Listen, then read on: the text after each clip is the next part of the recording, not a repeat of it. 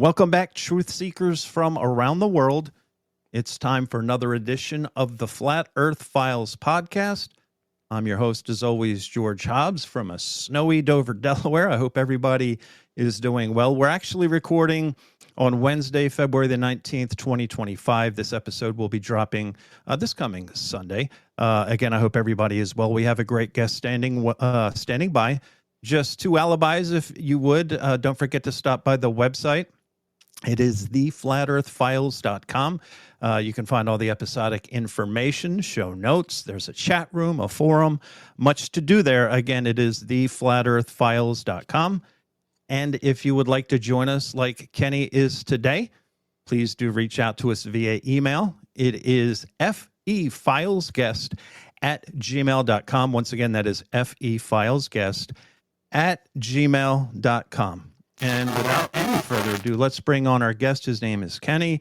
He hosts the podcast, the Melchizedek Chronicles, pardon me, the Melchizedek Chronicles. He has a website, two of them actually. It's wow, I'm struggling today. It's flatbro.com and truthseekersministry.org. And by the way, don't worry about trying to write these down. As always, I put all this information in the show notes so you can find Kenny without any trouble. Kenny, thank you so much for joining us today, sir. I really appreciate it. Yeah, no problem. It is good to be here. Good to be on your show. Well, I appreciate it. And if you would just take a few minutes and introduce yourself to the audience and kind of what made you decide to get into this, podcasting / website and sharing your information with the masses. Well, like you said, my name is Kenny Williamson, and I do have my own podcast, and it's called Melchizedek Chronicles. It's available on all podcast, platforms. I have a website. It's flatbro.com and truthseekersministry.com or .org, on my mistake, or you can go to kennywilliamson.com. Yes, I decided to do these websites several years ago, or the first one, just because I'm a Christian and I wanted to do something to try to get, the truth out there regarding, the Bible, God's word, all that kind of stuff. Mm-hmm. And I really didn't have any way to do that without doing something like a podcast. So that's where I got started on that. And since that time, I've written a couple of books, 3 books to be exact, about some demons, and they're available. Of course, they're on Amazon, but you can get to them on any of those websites. And the latest book that I came out with is called The Flat Earth Bible. And it's been last year I really got into the flat earth and realized that it was biblical. And so I have a book out about it as well.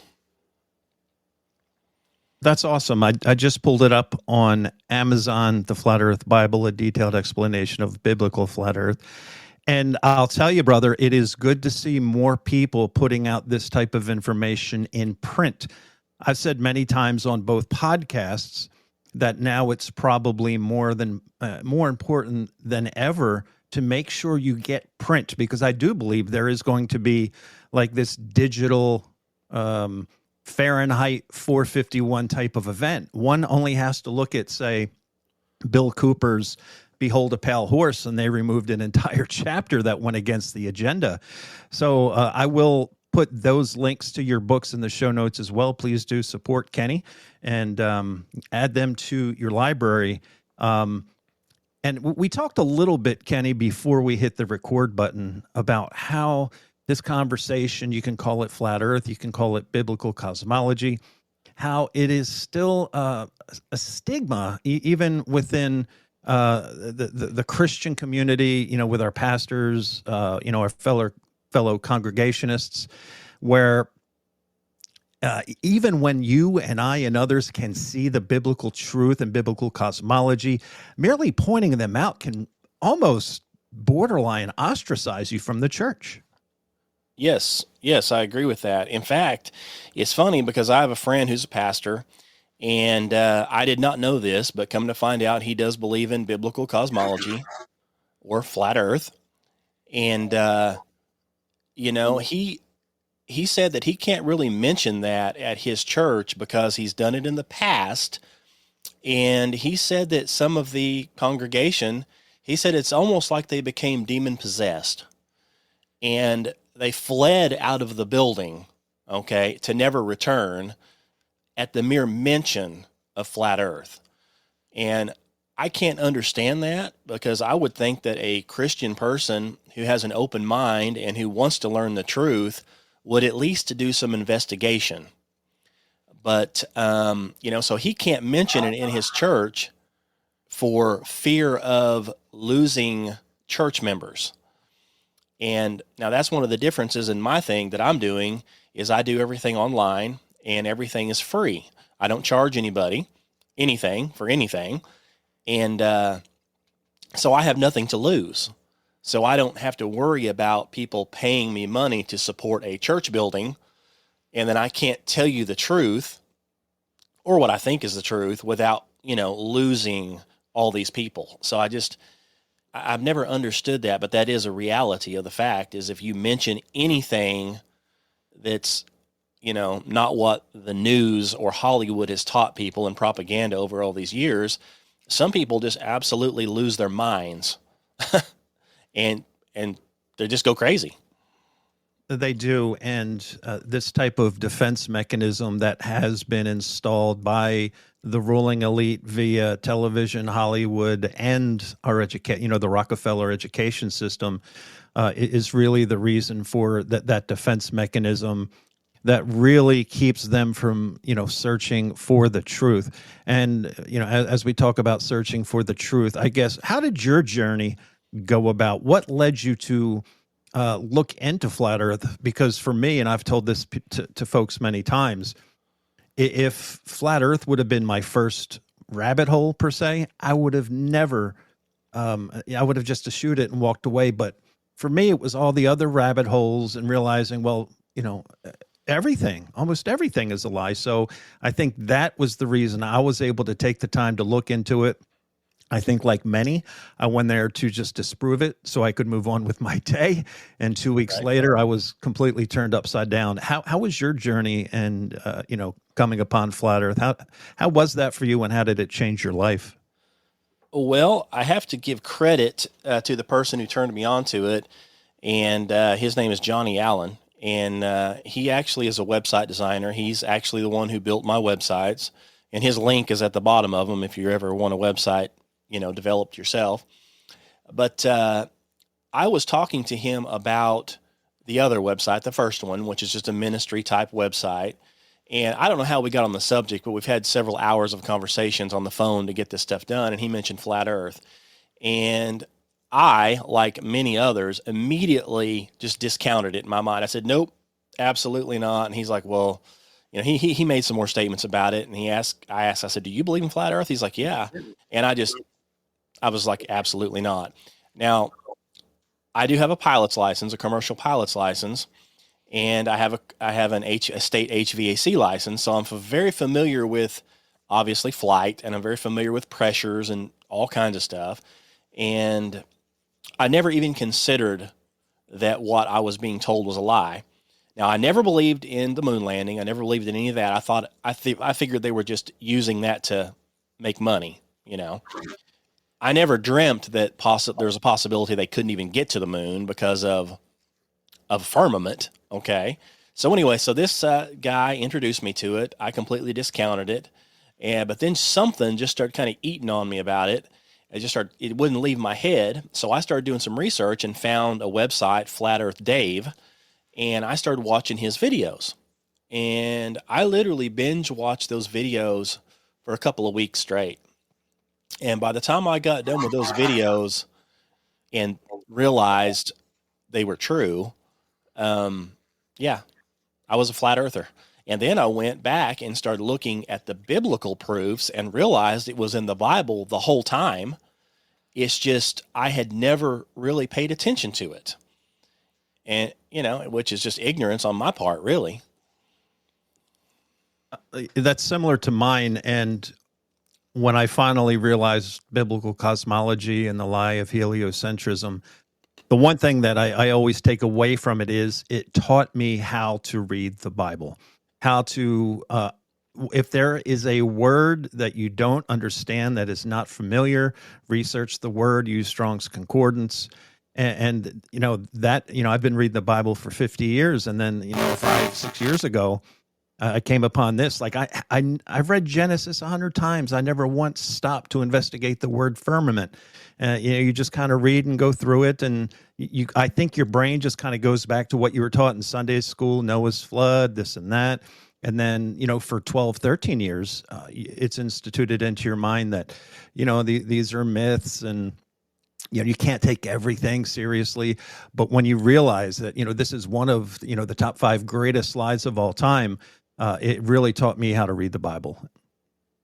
Yeah, I agree. I actually have followed a pastor that, he's a creationist, and he had mentioned the firmament many times. And he was, he teaches that the firmament actually fell down in the flood.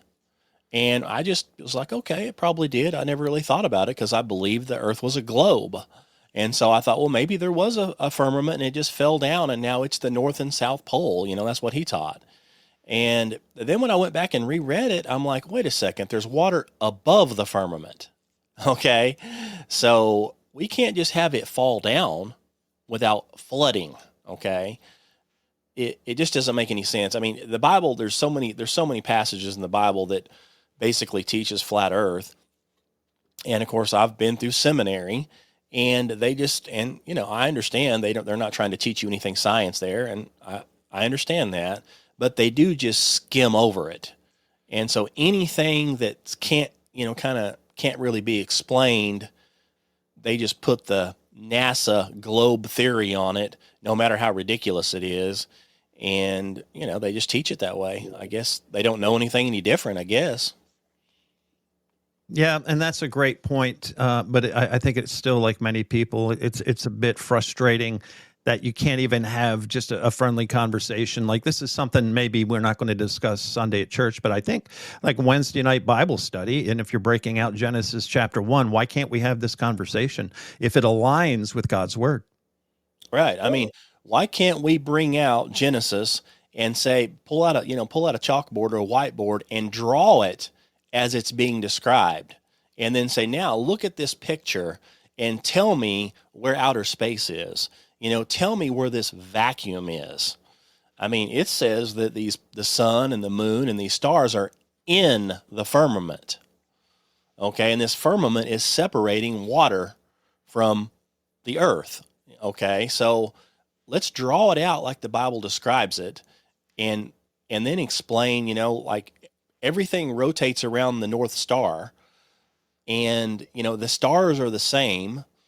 They've been the same since the beginning of any type of recorded history. And if we were really, spinning at 1,000 miles an hour in a circle, 66,600 miles an hour around the sun, and the sun and this whole deal is corkscrewing through outer space at like 500,000 miles an hour, how is it that every night you can look up and see the same stars?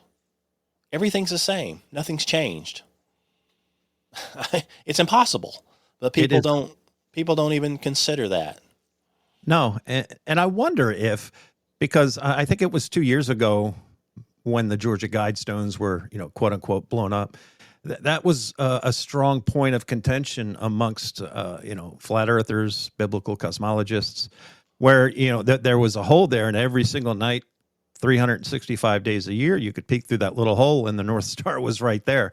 And I think people, a lot of these things happened. It was post-COVID, and people were starting to, say a lot of these things that we're told on the news doesn't make a lot of sense.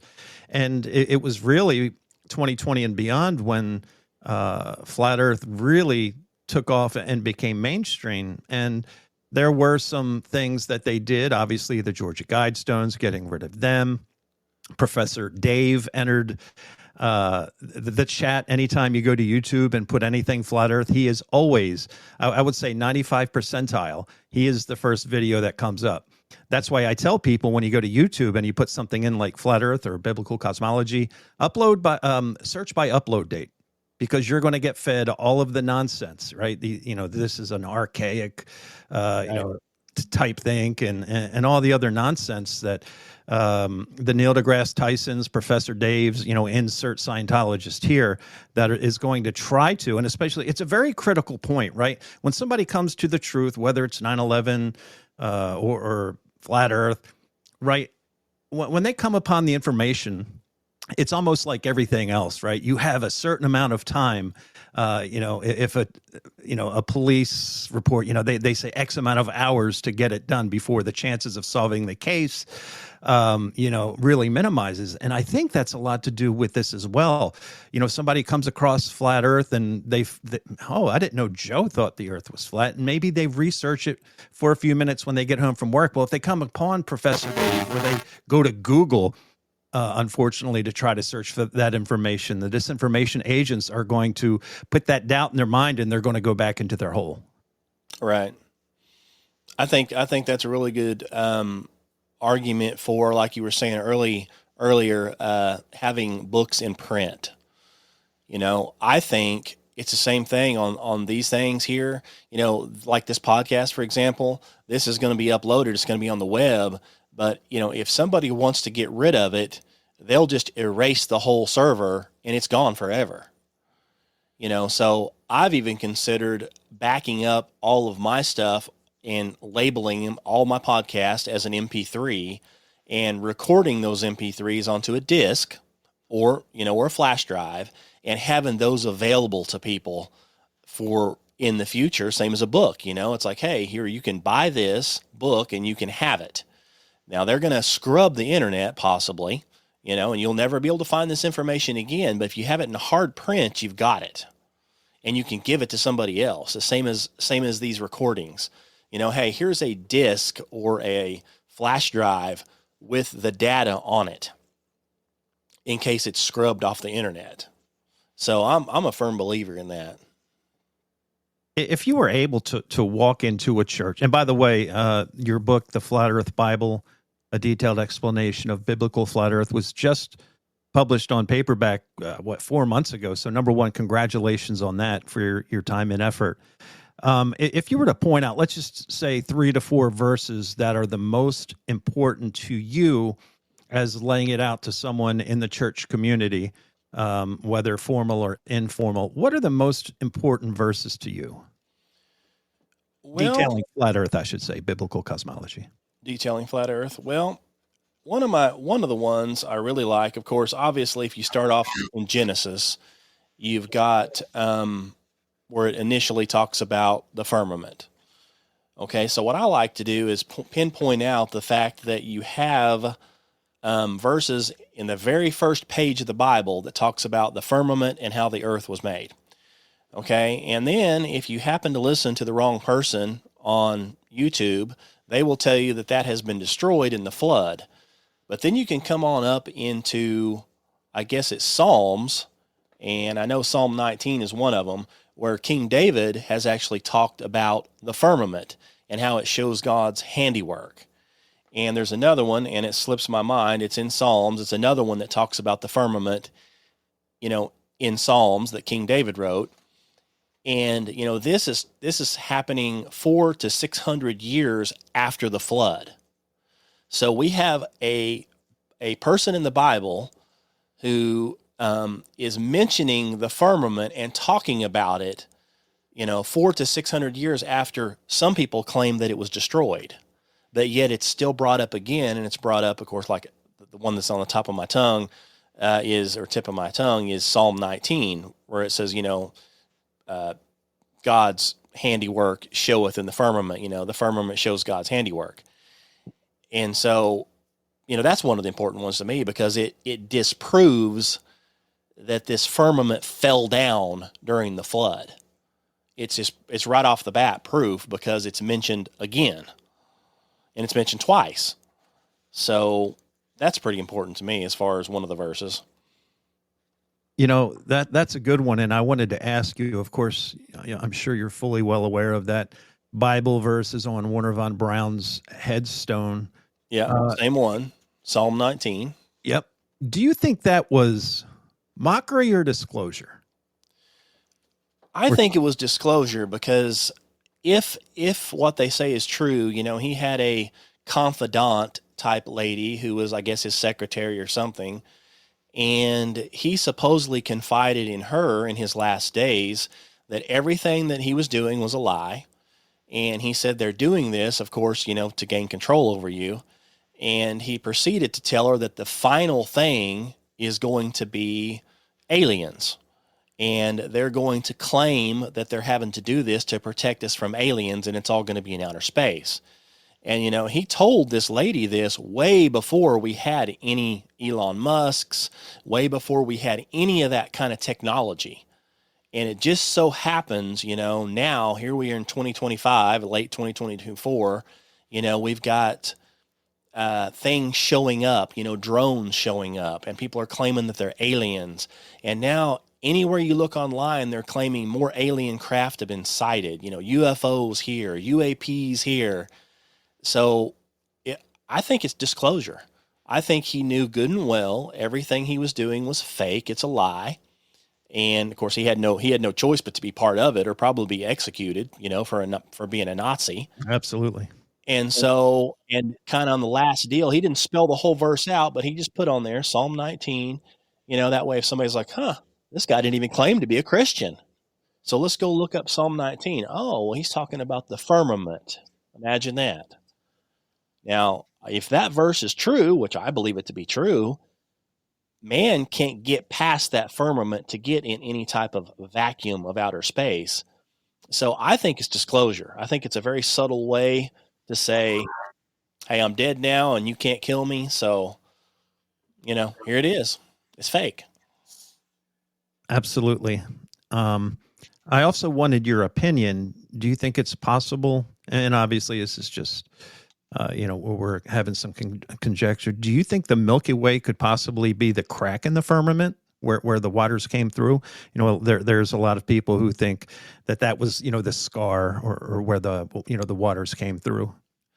I've read a little bit about that, and I don't know if it is or not. And the only reason I would say probably not, in my opinion, is because it talks about, people going up in the Bible and coming down. It talks about those doors, the windows of heaven being opened. And, I think that if God actually opened those and shut them himself, I don't really think it would leave a scar or a mark. He did it. And, it's one of those things, if God does it, it's probably done perfectly. I don't know. That's a great point. I mean, possibly. Yeah, sure. But, it'd be like anything else. It'd be like, okay, well, God created this, but now see this nasty remnant over here. Oh yeah, it really tore all this land up when he did it. Well, why, he wouldn't do that. If he's going to do it, he's going to do it right. So I don't know. I would lean more towards if there's some kind of a mark, on the firmament that people can see, it's probably from something like Operation Fishbowl, where they shot some kind of a rocket up there and tried to tear it up on purpose. That's a good point too. And it probably just scuffed it or something, and that's what they're seeing. I'd lean more towards man purposely tried to tear it up, than God left a scar behind when he opened it. That's my opinion, of course. Yeah, of course. No, it's well said and well thought out. I've been asking a lot of my guests this recently. Obviously, our history books are full of lies. I always say they're semi-truths, scattered with a lot of lies at best. What is the best way to ensure we pass down this knowledge, this true knowledge, whether it's biblical cosmology, the truth about, insert historical event here? How do we ensure that our grandchildren and their grandchildren are able to know the truth about these type of conversations we're talking about right now? Well, I think obviously one of the best ways is again, like you said, is to have this stuff in print, dated material, and have enough of it out there to where it can't just be swept under the rug. It's like this book here, this Flat Earth Bible book. I mean, it's nothing spectacular. It's kind of a beginner's book, but, if there was millions of these out here, they couldn't just, those things could be passed down and say, hey, read this here, check this out. The same as these podcasts being recorded, and put on some type of a hard disk or something that doesn't just fall away, and pass this stuff down and archive it, and archive this stuff. When YouTube decides to kick it all off and they just erase the whole thing, it's gone, So I think everything needs to have a hard copy, in other words. Yeah, that's even if you got a 3-ring binder and started printing stuff off the internet and keeping them in document protectors. And that's just not for this. I mean, like right now, if I needed to fix my washer or dryer or, insert thing I need that broke down, engine, headlight, we go to YouTube, right? How to replace 2018 Ford Escape headlight. We can do that stuff. But there will be, I think, in our lifetime, whether you want to call it a social credit score, something like that if you don't toe the line, if you don't, play the matrix, that you will not be able to access a lot of these things. So I can't stress enough, like you said, to ensure you're either printing stuff off the internet or, as far as books go, pardon me, purchasing these books and keeping them in your library. I wanted to transfer a little bit, or segue, I should say, a little bit to your other book, Demons Among Us, Spiritual Warfare. And when we talk about spiritual warfare and its connection to Satan, what was your seminal message of this book? Well, the message of the book is because really what happened is it starts with the first book, which is called The Haunting of Virginia Krim. And these are both true stories. These are both actual facts that have happened. And I biblically believe here, that anytime you see an alien, an alien, a ghost, a Bigfoot, anything like that, you're actually witnessing something demonic. You are seeing a devil or a demon. Okay. So my mother was plagued by these hauntings her whole entire life. And I wrote all the stories down that she told me. And there are some very bizarre stories. And she believed them to be ghosts. I believe them to be demonic. Okay. So years later, my mother-in-law, ex-mother-in-law now, of course she's dead now as well, they've both passed on. She told me very similar stories that she had encountered her whole entire life. And that's what's in the second book, which is Demons Among Us. And the reason I chose that title is because all this stuff she was seeing was happening all around her all the time. And it's literally like these demons are living right beside you and possibly, haunting you and bothering you, which comes into the spiritual warfare, that these entities or demons are around you all the time. And it's just a matter of if they want to show themselves as something, or they want to attack you mentally, physically, or however they want to do it. And so that's how you get your spiritual warfare, So if you are a follower of Jesus Christ, are you less apt to be, be attacked by these, the demonic attacks, or are you less apt to be attacked by these demons? Well, that's a good question. I've noticed that lots of people who are unsaved have lots of problems with this kind of stuff. And it seems like they're always the ones that are into a haunted house, or, a Ouija board, or some kind of tarot cards. And they've always got these weird problems, and they're always surrounded by that kind of stuff. So I think you're more apt to be possibly physically attacked and bothered by any type of that kind of stuff if you're unsaved. However, if you are saved, I think that they really come in and try to attack you spiritually then. Then I think, it's like you can feel that they're there, and you have, your bad dreams or your just feelings of dread or whatever. Because I know a lot of pastors that say they are really getting attacked all the time.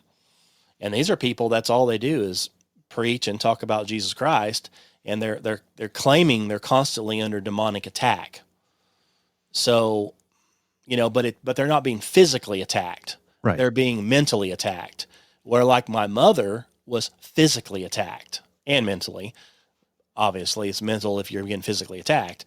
But I don't think the devil and his little devils, his minions, can just physically attack you if you're saved. I just don't believe it. I agree. And it would make sense for them to spiritually attack you because they, the people who aren't saved, Satan already has them for the time being, right? So he wants to go after those and deceive those and attack those who are already saved in Christ, right? That's his goal. That's Satan's whole goal, is to deceive the nations and, keep as many people away from, heaven, Sure. God's paradise as he can, because he knows the outcome. He knows the end game. He knows he's on a limited time. And obviously we can argue, we can discuss the timeline we're in. I think a lot of people, including myself, believe that our timeline has been manipulated. So it's important as ever to come out and do the things that we're doing, like yourself and others, is to get the message out there.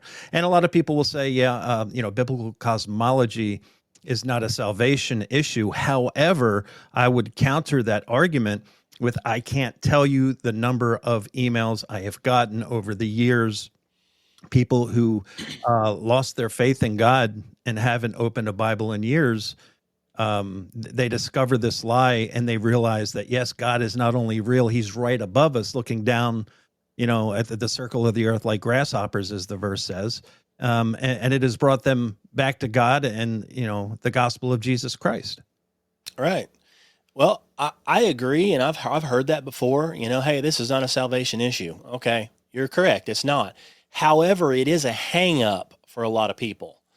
And I know this for a fact because I've got experience with that years ago before I was saved. I didn't get saved until I was in my 20s. And, my parents weren't religious, nothing like that. But one of my big hang-ups were dinosaurs. Okay, as silly and ridiculous as that sounds, dinosaurs have nothing to do with salvation. But, they're finding these dinosaur bones, supposedly, these skeletons, and they claim that they're so many millions of years old. Okay, I didn't know anything about the Bible or God, and so I would ask people, hey, explain this to me.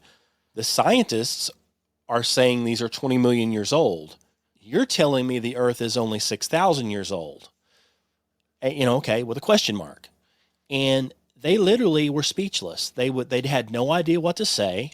They couldn't say yay or nay. They couldn't say, hey, these dinosaurs aren't even real. That's all fabricated. Okay, I could have maybe accepted that, but they didn't have an answer at all. Nothing. And so I'm like, you know what? If you can't even explain something so simple as a skeleton in the ground and they're claiming it's 20 million years old, and you can't tell me why it's not 20 or anything, how can I believe a word you say? And so it was a big hang up for me, dinosaur bones. I mean, as ridiculous as that sounds. So my opinion, I realize there's a lot of things in the Bible that are not salvation issues.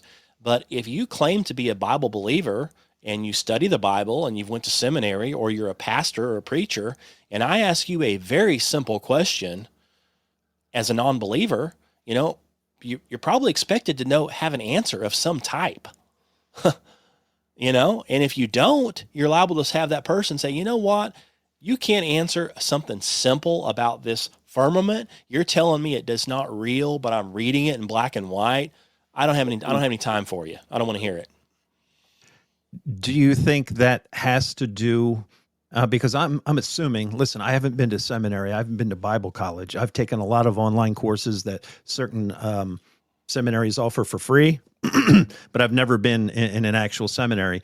Do you think that is many of the schools, these seminaries, do you think they, listen, this is just for lack of a better word, hijacked and kind of like the Schofield Bible, where we're going to teach you this much, but we're not going to really, talk about this, that, or the other thing?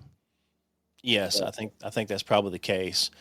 The one that I've attended, I have a master's degree in biblical exposition, which is a detailed study of the Bible. Their detailed study, it's detailed as far as, King David and Esther and, and everything that happened. I mean, it's all detailed except for anything other, like something that's between the lines. You see what I mean? Absolutely. Like we can talk about Genesis, we can talk about the creation, and we can talk about the earth, and yes, but it's like, well, let's read between the line right here when it says the firmament, this and that, and the sun and moon is in the firmament. Well, hey, that's not really what we're teaching here. We're not going into any type of science stuff here. All we need to get to in your head is that God created it. You believe it? Yeah. Okay. Well, let's go on to the next one, and let's go on to the next one. And all the stuff that kind of falls in between the cracks, that's where a lot of people get lost. And I understand, it's not salvation, and I've got a pastor that I listen to, and that's what he says. He goes, I don't even want to talk about it. This is not salvation related. So he won't even talk about it. It's like, okay, well, that's fine for people. That's all they want to hear. But there are lots of people out here that want a little more. And I think that's where that book of Enoch and these others come in, is because that little book of Enoch, which I don't believe that it's canon, it's not scripture, but people think that it's accurate, and maybe it is, and maybe it's not. But they'll take that book and they'll read it and they'll say, now see, here's what I wanted to know right here. And they use it as truth, whether it is or isn't, because it explains stuff. People want those explanations. And if you can't offer anything, in my opinion, you're leaving a lot on the table. You know what I mean? Yeah, absolutely. And I am very much a King James Version guy. I try not to use anything else, because anytime something is translated, it loses meaning. And you leave that up to the opinion of the translator. And I also have a copy. Unfortunately, I'm almost 56. My eyes aren't what they used. I was born with bad eyes, and 56 years later, they're not any better. I have a 1560 Geneva Bible with the text and everything. And I do, I think it includes the 14 books of the Apocrypha. And one of the things I do point to is, Joshua 10:13, where it does mention the book of Yasher, etc. And I do think they are good supporting documents, if you will. And it does, some of those books do provide some answers that we are looking for, the type of critical thinkers who, if, we ask a pastor, 90% of, maybe it's I, but won't have that type of answer, or will just, refer to science. Right. Yeah, I agree. But that, to me, shows that, people want to know stuff. Yep. And, there's a lot of stuff in the Bible. And yes, if you go through the Bible, you can read that, and, pretty much everything in it you need to know. And some of it you can just kind of guess at. It talks about giants. It talks about all that stuff. And so we know they existed. So it's good enough for me to read it and say, okay, it says that giants existed pre-flood. Now, obviously they existed after the flood too, because we talk about giants again. We've got giants in Canaan. We've got a king that's a giant, whatever his name was. I can't think of it. We've got other giants that are still alive after the flood. So obviously they survived. So how did they survive the flood? Because we know they weren't on the ark, but yet here they are again. So did we have more of the same thing that created the giants to begin with? Or did these giants somehow survive the flood? Did they go up high enough to get away from the flood, or did they go down low enough to survive the flood? But my point being here is that, yes, as people want to understand that, it's like, especially in today's world where you say, hey, you see that alien right there? That is not an alien spacecraft from outer space from Mars. That is a demon you're seeing. It's showing you what you want to see. It's pretending to be this to mislead you. And then somebody says, well, that's not biblical. And so, well, yes, it is. Let's go back to the demons interbreeding with people and doing all the stuff they're doing. That's what we've got today. They're still around. That's the only explanation, because if you want to biblically explain something, is you can't have Mars, aliens from Mars, when we both know we can't get to Mars. The Mars is not what they say it is. Well, that can't be true. I've seen the pictures. Yeah, you've seen that CGI picture, haven't you? For Oh, them, isn't it amazing? Nixon talked to the astronauts on a landline, and then my Sirius radio will just lose connectivity or whatever when I'm driving through the rural area I live in all the time. But we get these perfect images from Mars every day, and I just laugh. If you go back to JPL's website, I think it was 2012. They have an image still there. They never took it down. There's a mouse or some type of rat on the bottom left corner of the picture. And again, that I believe that's disclosure. They have to, kind of admit that these things are false. But still, every day NASA gets their $70 million and life goes on. Right. Well, maybe Doge will take care of that. I don't know. We'll see. Yeah. I doubt it because, the guy running Doge is all about outer space and going to Mars. Yep. Part of the deception. They couldn't possibly say, hey, we're going to defund it. I mean, and it's fake. You couldn't say it's fake because you're claiming you've got rockets going to space, which I don't believe they're doing that, obviously.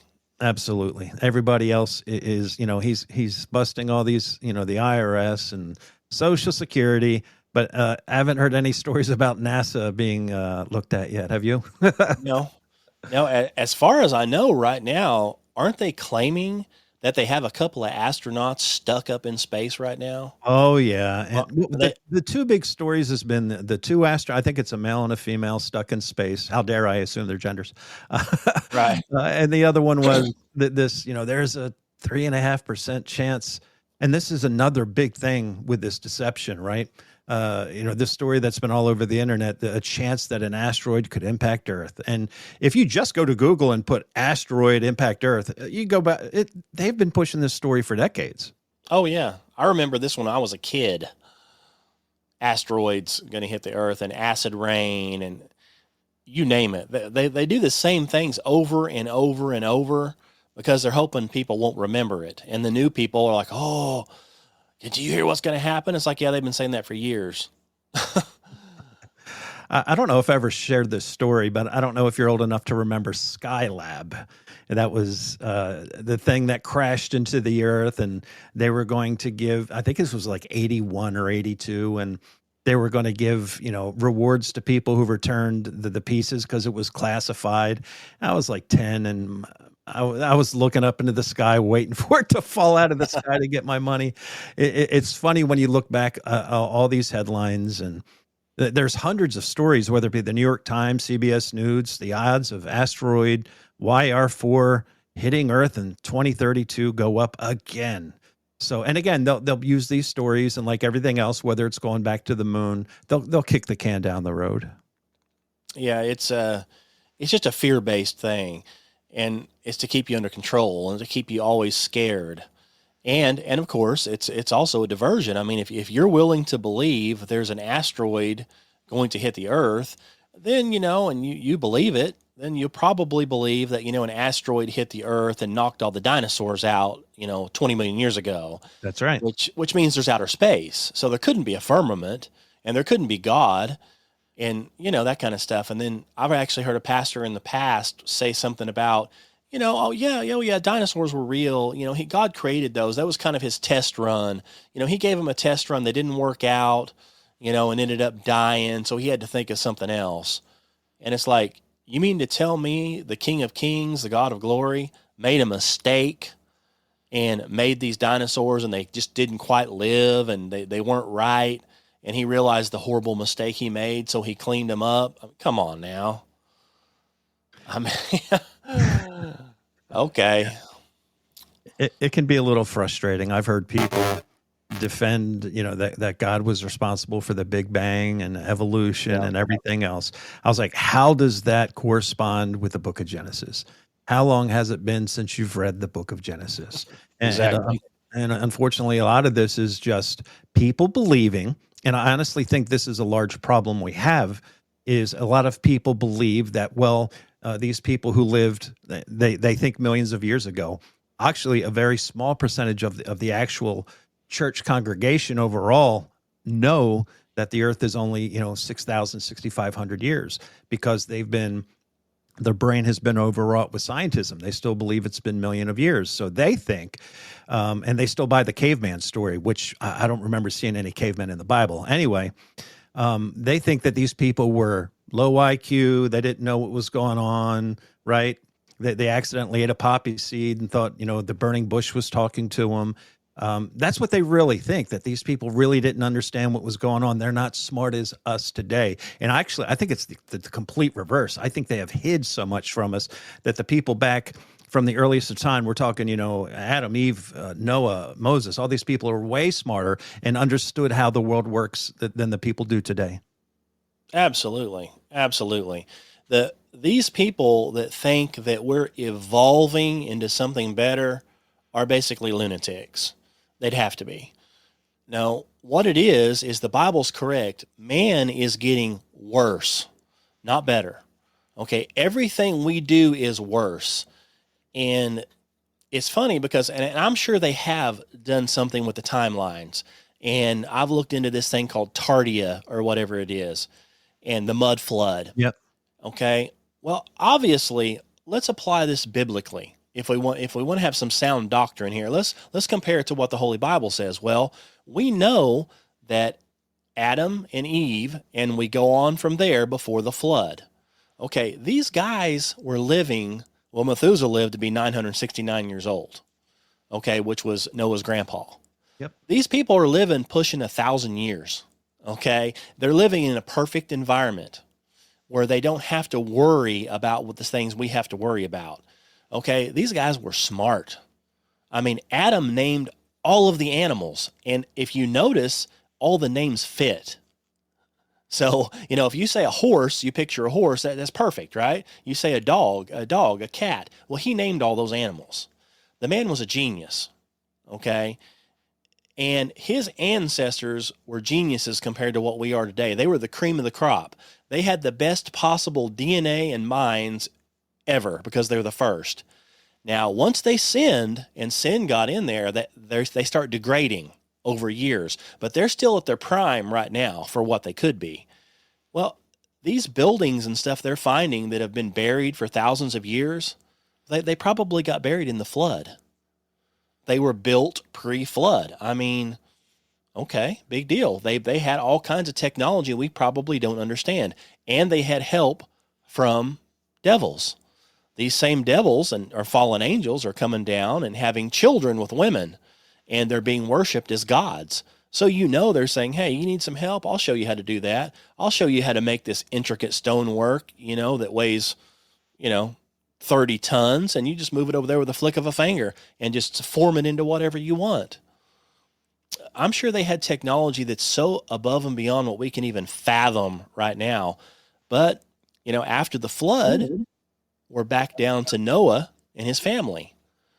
So they were literally thrust back into the Stone Age after the flood. So, you could be a rocket scientist, okay? And everything you have no electricity, you have no running water, you have the clothes on your back, and you're put on a desert island. Well, can you build a rocket ship? Well, no, because you can't mine the metal. You have nothing but your hands. So you literally have to start all over. Even though you have the knowledge, you can't do it physically. And I believe that's what happened. It reset after the flood, see? Yeah, that's a great point.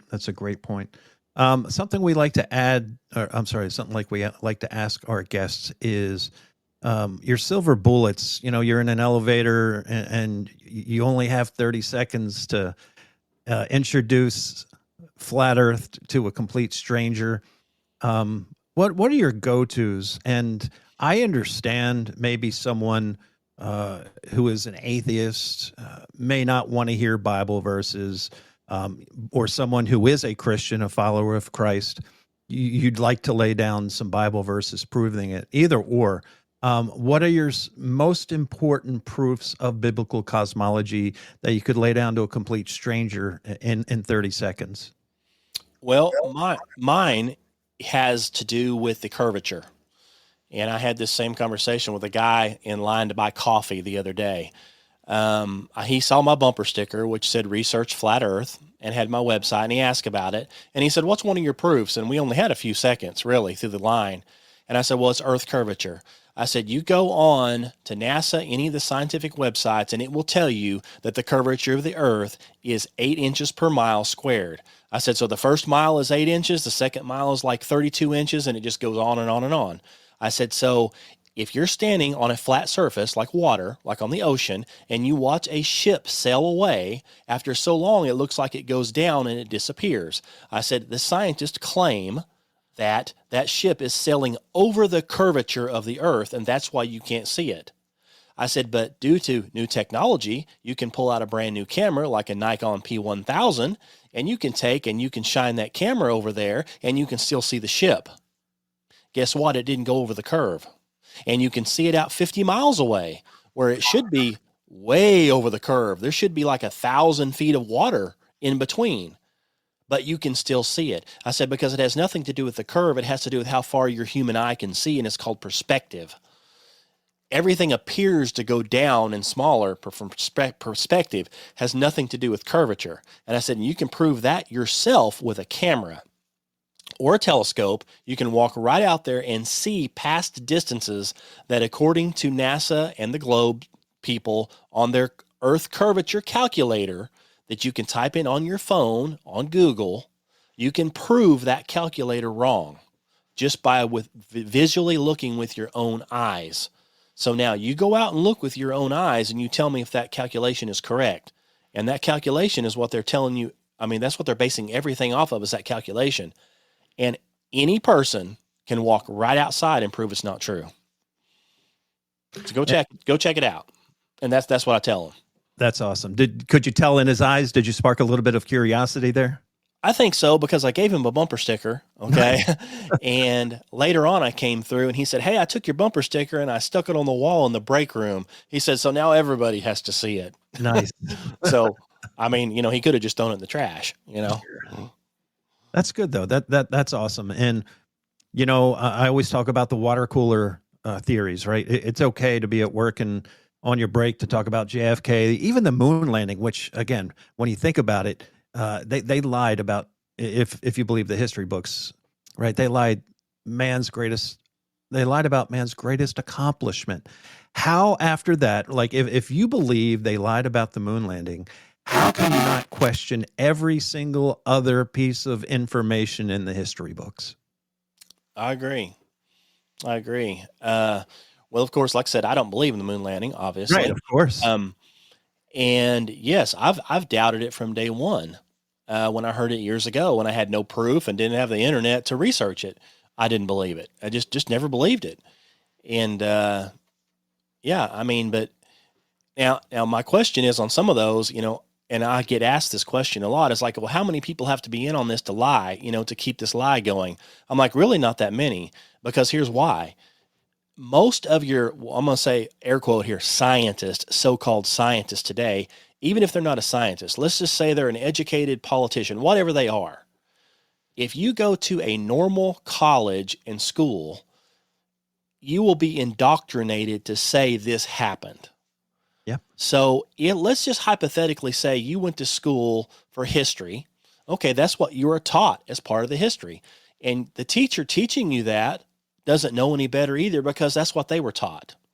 So they believe it, and they're teaching you something they believe. They have no facts. They never saw it. They have no proof. That's just what they were taught. And so now they're teaching it to you.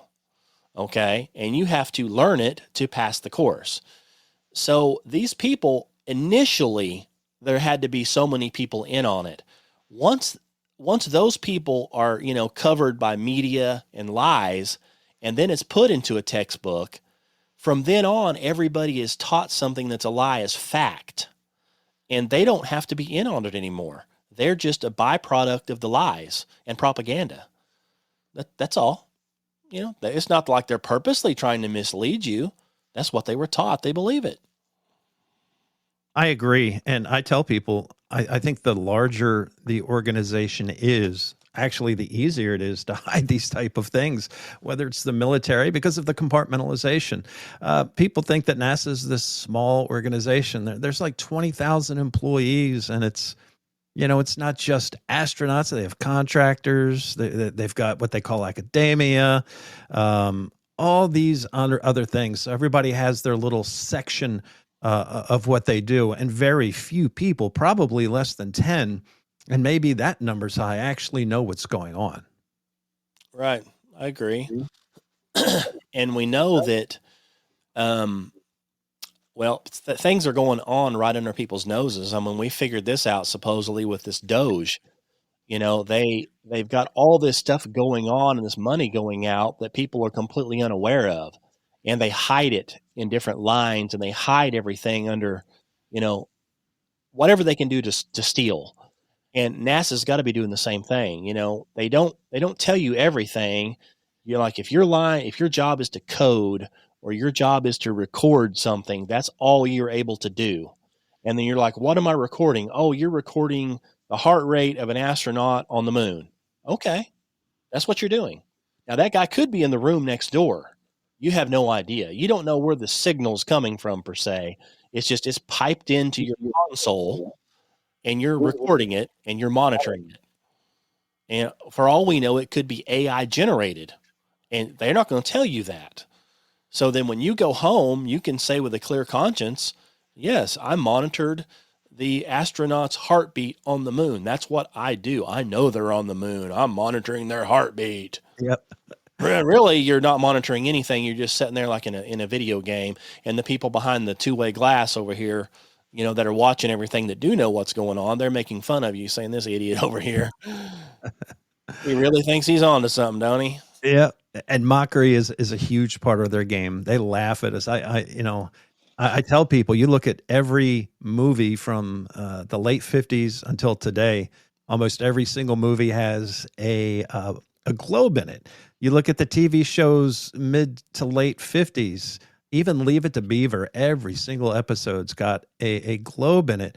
And, it goes back to Edward Bernays and Goebbels, all these people who really understand how the mind works and how they're able to subtly leave these things emboldened in your mind to believe. So when you're actually taught these things or you're told these things, you're just simply willing to accept it.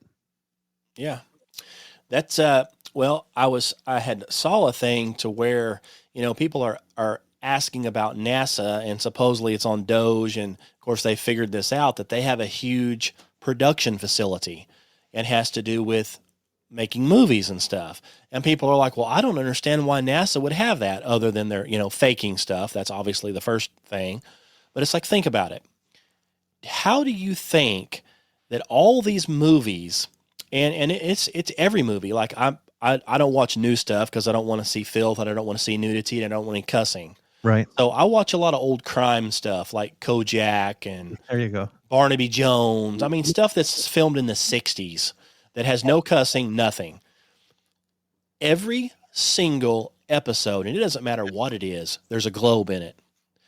So somebody is telling these producers to put this stuff in it, because if you were a regular producer of a crime show and you're talking about a murder, you have no reason to come up with outer space. Okay. It has nothing to do with it. So I believe these NASA guys, that's all part of this studio thing. They have these consultants, if you want to call them that. They come in and say, okay, you're going to make a movie. You're part of Hollywood now. Here's the consultant. Now you need to set up your stage, your set this certain way. And in every scene, or every other scene, or at least one scene, we're going to have this big globe set up. It has nothing to do with the plot, has nothing, is usually an out of place, but we're going to have it. So we're going to film this in a fake police station, but on the main policeman's desk, he needs to have this globe. And so every single thing, even if it's not science fiction, they've got the propaganda machine running 100% of the time. You know, 24/7, 365. Yeah.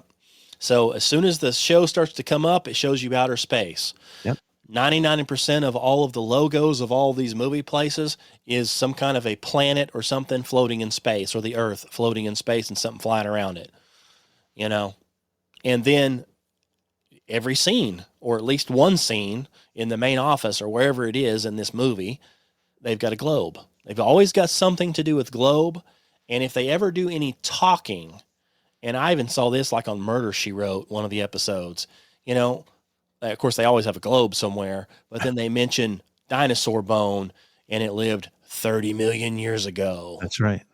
And it's like, you just had to throw that in, didn't you? So even in a show like that, they have to throw evolution in there. Evolution has to be taught no matter what. So yeah, it's just indoctrination and propaganda. That's how they do it. Flood your mind with it constantly. And it's all meant to trivialize God, make you think you're just a speck and you were here by accident. You're only here, if you think, well, if the earth is 10 million years old and I'll only be here for 70, 80 years old, it really trivializes your existence. And it takes away the understanding of that God created you and put you here for a specific reason. And I say to everyone who is, in this timeline right now on the earth in 2025, God put you here because you can handle it. He knew that this was going to be a difficult time. I believe 9/11, it was some type of occult event, something that brought in an evil era in the last 25 years. If you look back at everything, whether it's war, famine, 9/11 itself, the economy, the digital age, COVID, the summer of 2020, they stopped hiding their evil. And it's in our face now. And I think for the people who are here, while things may look bleak, if you have Jesus in your heart and you accept him as your Lord and Savior, there's nothing on this earth that should scare you. I agree 100% with that. I've often thought that it's almost a prerequisite for the devil to have to divulge what he's doing. Now, I don't have this. I was telling somebody this here a while back, and they're like, can you tell me where it says that in the Bible? I said, well, it doesn't say that in the Bible. But what I'm telling you is that it just seems like, obviously the devil is in control of the earth, of this world right now, because that's what the Bible says. And I believe that God is allowing him to do it for sure, but he says, go ahead and tell people what you're doing. And he's either making him tell it, or either the devil's like, you know what, I'm going to tell it. And people are so dumb or so ignorant of what's going on around them, I can literally tell them what I'm doing and they still won't believe it. They will still follow me. So I'll tell them, that I'm killing people, and they'll say, okay, no problem. And I don't know that it's a requirement that the devil has to do that, or if he's doing it on his own, which I don't know. But I do believe that is being done. And, you can go back and watch all kinds of old videos on all these Hollywood movie stars where they're admitting they worship the devil. They're admitting they have demons come and visit them, and they visit them in their beds. And I don't know if you've seen all those videos, but it's unbelievable what these so-called superstars are admitting to. And a lot of the stuff they're admitting to committing crimes, but when they do it on like a late night talk show. And so then they admit to committing a heinous crime that me or you would go to prison for. And what they do is they hit the applause button, see? And so everybody laughs and claps like it's really funny. But they're telling you something that's disgusting. And they're getting away with it. Yeah, rules for thee, but not for me. The rules only apply to us. Mm-hmm. If me or you went on a TV show and said that, we're rubbing baby's blood on our face for murdered babies, nobody would laugh. No, and the FBI would be waiting outside for it. Yeah. But when you do it and you're Sandra Bullock and you do it on a Tonight Show or whatever it is, everybody laughs and applauds like it's a big funny joke. Yeah. Yep. And unfortunately, I think there's a lot of people out there who don't quite understand the evil of this world. Obviously not. In fact, I talked to a guy the other day about that, and he said, well, I got saved when I was young, and I just don't see the evil in the world. Like, I don't see how that's possible. I'm like, if you really got saved, of course, then he said he got saved at 6 years old, which is a red flag to me, because I just don't believe a child 6-year-old can understand that they're getting saved. No. So I don't believe that. Number one, that's a big red flag. And then go to say, I just don't see the evil in the world. I'm just so sheltered. I'm like, I don't understand what you're talking about, I guess. I mean, after I got saved and I started praying for discernment, and I prayed to God that he would show me the truth. I mean, the stuff that I have seen now is frightening. It is. I mean, it's not getting any better. That's Nope. for sure. Well, they'll lead you to believe it is that Trump and Elon are coming to save the day. And people shouldn't question the fact that someone who's considered the country's largest government contractor is now running things. There was a story that just came out. You had mentioned Doge. Elon Musk has entertained the idea of a Doge dividend, which would give $5,000 checks to American taxpayers funded by government savings. That's one sentence. You could take away 1,000 things from it. How are we saving money by giving every individual $5,000? And the fact that Elon Musk all of a sudden, runs part of the government when he is a government contractor. And when I was in the military, I did contracts, and that is a huge conflict of interest that in a real world just would never be allowed to happen. Right. Well, I did vote, even though I look back and think that it was, I don't really think the vote counts. I think that these people are selected, not elected. Yeah. Okay. And I don't believe that Musk is the genius that he's portrayed to be. No. I believe that like I said, everything is fake. And if somebody believes that man is a genius, just watch his latest thing when he was up there talking to Trump, and Trump is trying, tells him to explain a few things. He can barely get out a sentence. Yeah. Okay. He stumbles, stutters, backs up. It's like he's got a mouth full of marbles or whatever it is, but he can barely make a sentence. And so I don't know. Obviously, I believe these guys are a means to an end. And I believe the Bible's correct. I believe we're getting worse and worse. I believe certain things have to happen in order for, of course, I believe in the rapture. I believe, the 7 years of tribulation, or Jacob's trouble, as it's called in the King James Bible. And I believe that's coming. And to get that stuff, in order, there has to be certain things in place, and to get, in other words, according to the scripture, halfway in the middle of Jacob's trouble, the Antichrist is revealed and he sets up the mark of the beast. Well, he does this from the temple. Well, we don't have a temple yet. So he's operating 3.5 years into this out of a temple that we don't have built yet. So I've always told people, if you really want to get down to the timeline, if you see that temple being built, if that's in your lifetime, you better start really paying attention, because the Bible says 3.5 years after that temple's built, the Antichrist is going to reveal himself and implement the mark of the beast. Okay, well, they're talking about that temple all the time now. They've got the red heifers. Yep. They've got that ready. Trump is getting, talking about taking over Gaza. We're going to have total peace. We've got the peace coming up. I have a feeling they're going to start on that temple anytime. And when they do, it's like, well, they're needing Trump and, Musk.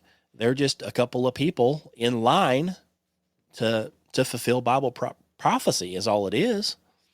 You can't change it because the Bible's already prophesied it's going to happen. So, yeah, if you've got Jesus Christ and you're saved, you've got nothing to worry about. You're either going to be raptured or not. But, I believe you will be if you're actually truly saved. I don't believe God is going to appoint you to his wrath. And I believe that the 7 year of Jacob's trouble is God's wrath being poured out upon the earth.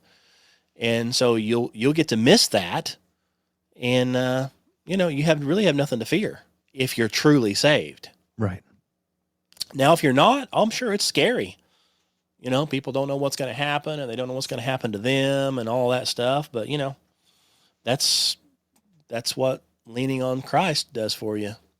Absolutely. It takes such a weight off your shoulders. It really does. And you live your life in a different way. And listen, to come full circle, biblical cosmology was really did play a big part. So looking at it from my point of view, and again, people will argue that it's not salvation.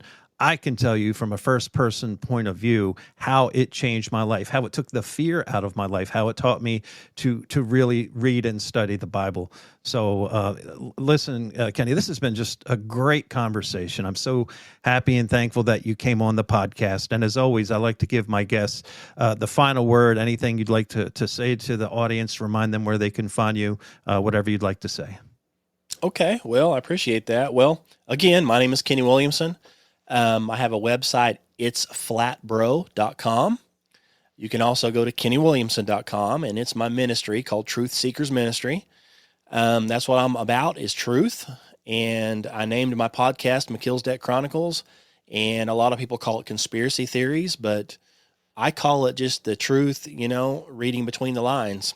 I encourage that people go out and actually read their Bible.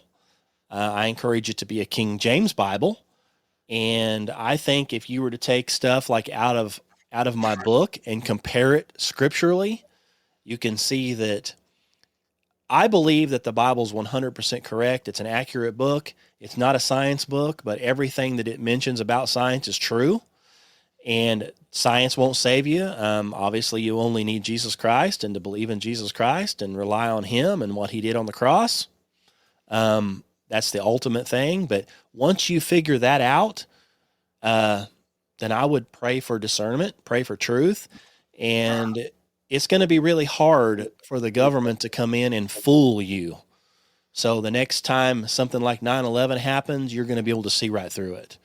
The next time some other big, pandemic happens, you're going to be able to have enough discernment to know whether or not you need to believe in anything they tell you.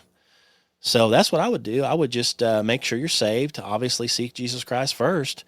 And then, if you have any questions or comments, go to my website. You can check me out or email me.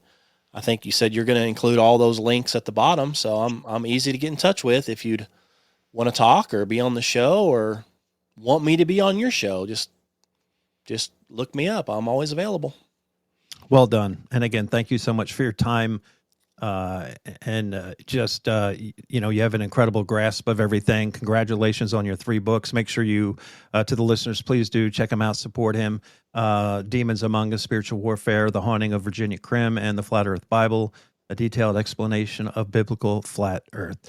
For Kenny, I'm George. God bless each and every single one of you. Thank you for listening and supporting the podcast. Look forward to the next one. Keep your head on a swivel. And until we meet again, my friends, we will see ya.